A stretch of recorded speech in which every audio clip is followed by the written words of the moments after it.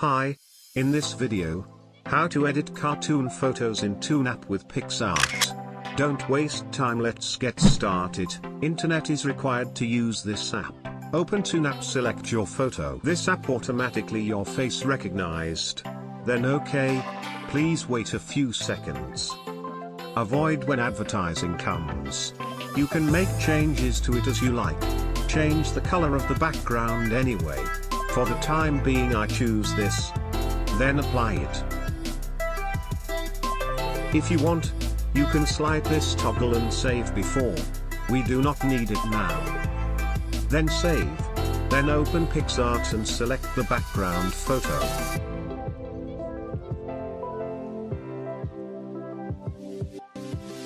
Then select the add photo. And add the body photo. Enlarge to your liking. Then select add photo and import the saved cartoon face. Select the cutout tool and select face only. Take the time to cut the good into the best. Then give these visible tick marks. Set to the size of your choice and save. So friends, that's all there is to it. Thanks for watching this video. See you in the next video.